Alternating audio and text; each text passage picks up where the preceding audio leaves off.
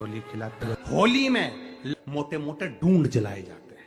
डूंडा की राख तैयार होती है, उसका कालापन जो तैयार होता है उसको उठाकर ले आए और कपड़े में उसको छान कर राख तैयार कर कर 3-4 बार छानने के बाद उस भस्म को 12 बजे से 1 बजे के बीच में शिव जी को समर्पित कर देता है और उस भस्म को उठाकर उसमें घी मिलाकर मस्तक पर तिलक लगाकर चले जाता है। वो जिंदगी में कभी हार नहीं सकता, विजय ही पाकर आता है, उसकी कभी हार नहीं हो सकता।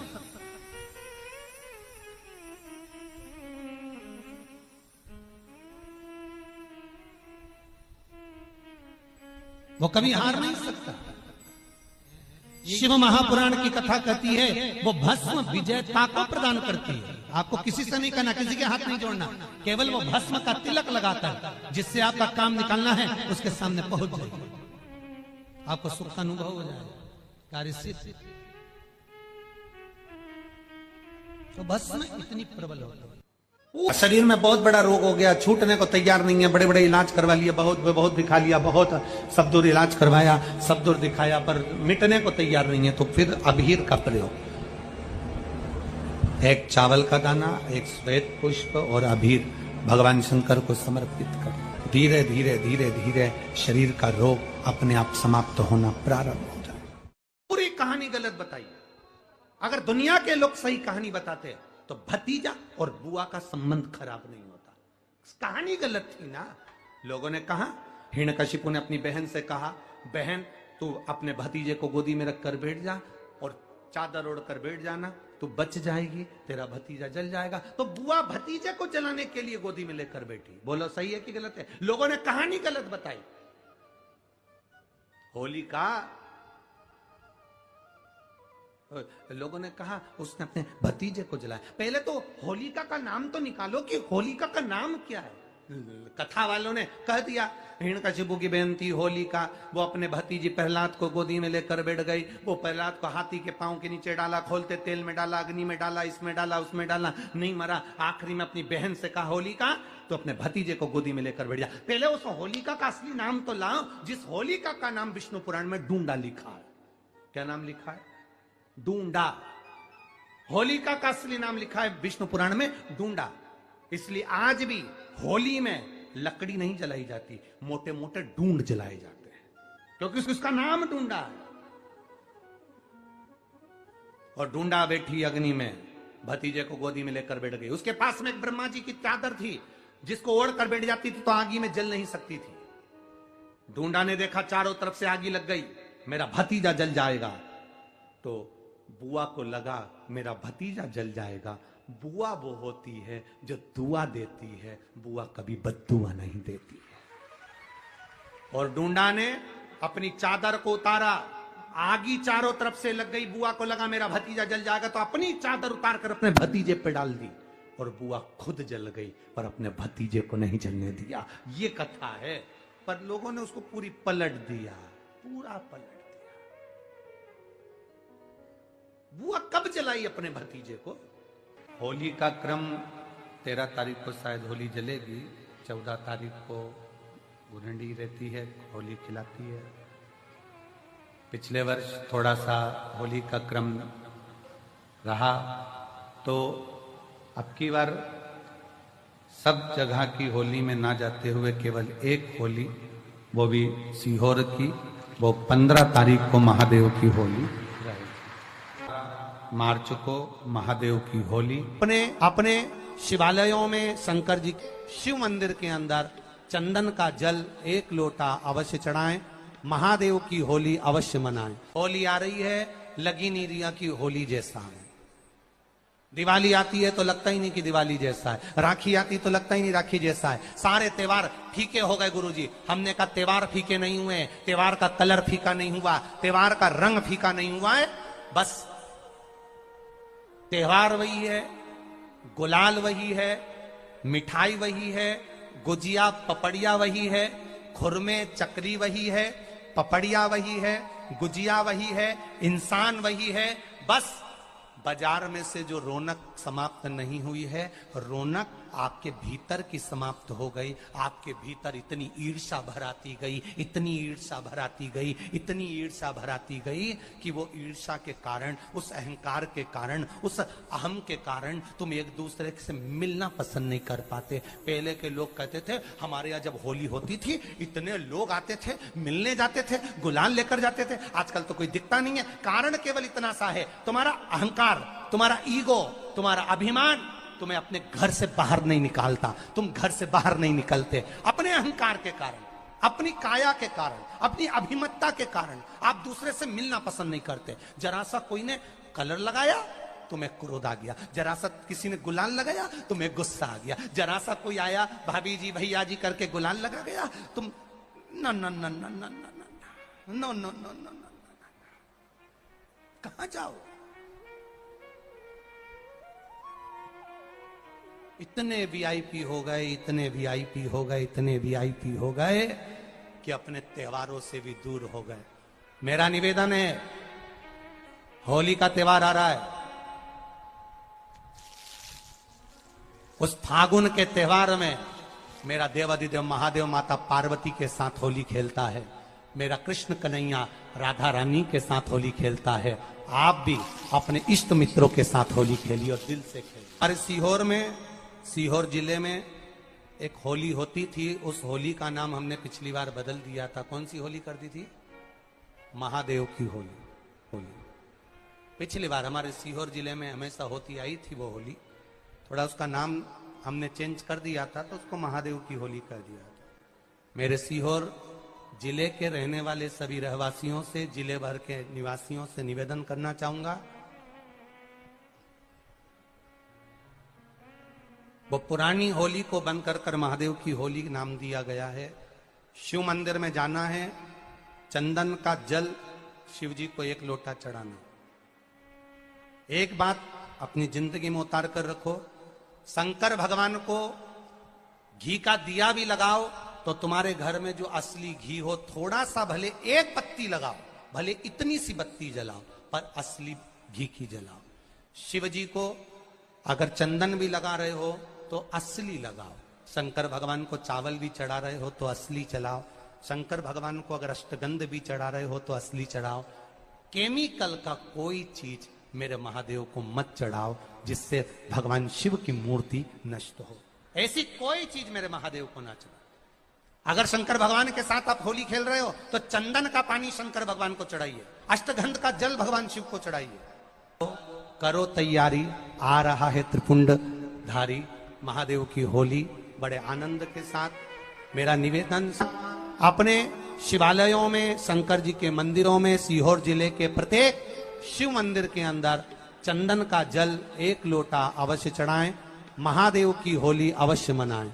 और भाव के साथ 5 मंदिर हम भी जाएंगे, कोई जुलूस नहीं, कोई क्रम नहीं, बस बाबा को आराम से जल चढ़ाना ही एक नियम है और बाबा को जल चढ़ाएंगे। आप सब बड़े आनंद के साथ महादेव की होली का स्मरण करिए। महादेव की होली के दिन और बेलपत्री की जड़ के नीचे जाकर प्रयास करा करो कि लाल चंदन का जल, लाल चंदन को घिसकर कलश में उस चंदन को डालकर जल भरकर उसको बेलपत्री की जड़ के नीचे सींचन करने का प्रयास करा करो। है कि धीरे धीरे कर कर वो दुख समाप्त होगा, वो दुख कटेगा ही। एक बहुत ध्यान देने वाली बात है कि अगर मान लो कि कहीं पैसा अटक गया है, नहीं आ रहा है, बहुत अथक प्रयास कर लिया, चंदन का जो जल होता है ये व्यक्ति के जीवन में जो धन कहीं रुक गया, अटक गया, नहीं दे रहा, बेलपत्री के वृक्ष के नीचे, जड़ के नीचे सींचन करने से वो प्राप्त होता है। अथर्ववेद में वर्णन किया गया कि पीपल के वृक्ष की जो जड़ होती है, बेलपत्री के वृक्ष की जो जड़ होती है और आंवले के वृक्ष की जो जड़ होती है, इसके नीचे स्वर्ग का निवास होता है। किसका निवास है? स्वर्ग का निवास। जहां पर ये वृक्ष होता है और उस वृक्ष के नीचे बैठकर हम जब किस जल का सींचन कर रहे हैं, जैसे अभी आपको कहा था कि जल में अगर लाल चंदन मिला हो और आप बेलपत्री के जड़ में सींचन कर रहे हैं तो लक्ष्मी की आवक बढ़ेगी। कहीं पैसा अपना अटक गया, नहीं आ रहा, आएगा। पीपल की जड़ में इत्र का जल, पीपल की जो जड़ होती है उसमें इत्र का पानी, थोड़ा सा जल, उसमें थोड़ा सा इत्र का भाग हो महाराज, और आप भगवान पीपल देव, पीपलेश्वर महादेव का स्मरण कर कर पीपल की जड़ में अगर जल चढ़ा रहे हैं, और मान लो शरीर में कोई कष्ट हो गया है, शरीर में कोई रोग हो गया है, कोई मालूम पड़े ये हाथ 4 दिन से दुख रहा है, या 4 दिन से ये नस दब गई है, या ये कमर दब रही है, तो आप 2-4 दिन कर देखो। कलश के अंदर जल, जल में इत्र का थोड़ा सा भाग, पीपल की जड़ के नीचे आप उसका सिंचन करिए पीपलेश्वर महादेव के नाम से। उस जल को थोड़ा सा भाग लेकर आ जाओ उसी में से जो चढ़ाया है, और उस स्थान पर जहां कष्ट है उसको लगाना प्रारंभ करिए। 2 दिन 3 दिन कर देखो। प्रैक्टिकल करने में क्या जाता है, सियोर वाला महाराज झूठ बोल रहा हो तो। कभी कभी अगर ऐसा लगे जीवन में कि दुख बहुत ज्यादा आ गया है, बहुत तकलीफ आ गई है, तो लाल चंदन को घिस कर उस लाल चंदन का लेपन भगवान शंकर पर कर कर फिर पानी चढ़ाओ। अगर कोई संकट भारी है और निकट रहा, जैसे किसी नारी का गर्भ नहीं ठहर रहा, 15 साल हो गए, 20 साल हो गए, 25 साल, जैसे इसने लिखा एक माता ने कि 18 साल की बेटी हो गई थी पर संतान में पुत्र नहीं, तो उसने भाव से कथा सुनी। ऐसे आपके भीतर अगर 20 साल हो गए, 25 साल हो गए, 30 साल हो गए, संतान का सुख ही नहीं है, लाल चंदन का लेपन बाबा भोलेनाथ पर करना प्रारंभ करो। पीठिका पर लाल चंदन का लेपन करना प्रारंभ करो। लाल चंदन से बाबा का श्रृंगार करना प्रारंभ करो। एक बेलपत्री पर लाल चंदन, दोनों पत्ती नीचे वाली, जो नीचे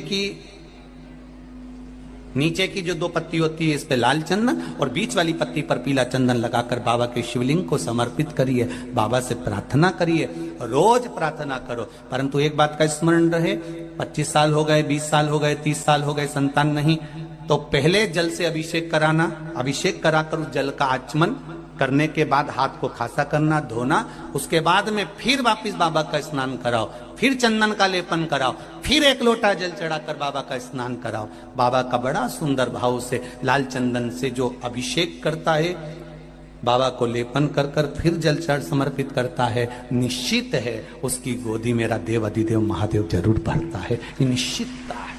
हम तो बेटियों से भी कहते हैं, जिसका विवाह नहीं हो रहा हो, 25 साल, 30 साल, 27 साल, 28 साल, 32 साल, 40 साल हो गए हो, नहीं हो रहा हो बेटा बेटी का विवाह, उसे लाल चंदन का प्रयोग अशोक सुंदरी वाली जगह पर 7 बिंदी लाल चंदन की लगाकर 7 बेलपत्र 7 बिंदी पर रखिए, और महाराज अपनी कामना कर कर भगवान से आइए, बाबा देगा, करेगा, 3-4 महीने में विवाह पक्का करेगा। ये लाल चंदन की महत्वता है, शिव तत्व। रोग बढ़ गया, बेलपत्री के वृक्ष के नीचे दीप लगाना प्रारंभ करो, बाबा से विनती कर कर घी का दिया लगाइए बेलपत्र वृक्ष के नीचे, बाबा से निवेदन करिए, रोग निवारण होगा। कि एक बार पांडवों ने अश्वमेध, एक बार आवर्त महोत्सव रखा और एक यज्ञ रखा। उस यज्ञ का नियम था, पहले जो यज्ञ होते थे उन यज्ञ का नियम था, यज्ञ में घंटा लगता था, वो यज्ञ की जैसी पूर्णाहुति होती थी तो यज्ञ का घंटा अपने आप बज जाता था, अपने आप बजता था, उसे बजाता कोई नहीं था, अपने आप बजता। आज यज्ञ का घंटा नहीं बजा, तो युधिष्ठिर ने पंडितों से पूछा, ब्राह्मणों आपने यज्ञ करवाया पर ये यज्ञ का घंटा नहीं बजा। ब्राह्मणों ने कहा हमने तो यज्ञ अच्छा करवाया पर घंटा क्यों नहीं बजा, समझ में नहीं आया। तब इतने में ब्राह्मणों में से एक ब्राह्मण यज्ञाचार्य ने कहा, मुझे लगता है यज्ञ 2 तरह का होता है, एक यज्ञ जो अग्नि में सांकल्य दी जाती है तो अग्नि देवता प्रसन्न होते हैं, और दूसरा यज्ञ वो कि भंडारा किया जाए और लोगों के मुंह में भोजन दिया जाए, वो यज्ञ भी प्रबल होता है। महाराज हमको लगता है यहाँ दोनों यज्ञ हुए, एक यज्ञ आहुतियों का, एक यज्ञ भंडारे का। मुझे लगता है भंडारे में कोई भूखा रह गया है, कोई भूखा है। अब वो भूखे व्यक्ति को ढूंढो। पांडव गए और पांडव जाकर जरा पता करो कि भूखा कौन है अपने नगर में, यज्ञ का घंटा बजेगा। जाकर देखा तो एक कुटिया में एक संत बैठे हुए थे। बाबा आपने भोजन किया है? नहीं। आपने भोजन नहीं किया? नहीं। क्यों नहीं किया? मैं काय को भोजन करूं, भंडारा हो रहा, चलो भोजन करो। नहीं नहीं मैं नहीं करता। भंडारे में भोजन नहीं करोगे? नहीं। क्यों नहीं करोगे? मैं उसके घर में भोजन करता हूं जो मेरे को 108 अश्वमेध यज्ञ का पुण्य देता है। पांडव मेरे को 108 अश्वमेध यज्ञ का पुण्य दे दे, मैं उनके यहां भोजन कर लूंगा। अब पांडवों ने सोचा अपनी जिंदगी में पहला तो अश्वमेध यज्ञ कर रहा है, और 108 अश्वमेध यज्ञ तो हमने कभी जिंदगी में नहीं करे, तो हम इसको पुण्य कहां से दे बाबा को। पांडव चले गए। द्रौपदी ने पूछा कोई मिला? हाँ, एक संत मिला है, पर 108 अश्वमेध यज्ञ का पुण्य मांग रहा है। द्रौपदी ने कहा चलो मैं लेके आती हूँ उस बाबा को। द्रौपदी गई, रथ लाया गया। द्रौपदी ने कहा रथ में बैठकर नहीं जाऊंगी, पैदल जाऊंगी। चप्पल लाई, द्रौपदी ने कहा नग्न पैर से जाऊंगी। नंगे पैर द्रौपदी उस संत के दरवाजे पर पहुंच गई। बाबा चलो, हमारे यहाँ यज्ञ हुआ है, भंडारे का भोजन करना। बाबा कहते हैं द्रौपदी तुझे मालूम नहीं, मुझे 108 अश्वमेध यज्ञ का पुण्य दे दे,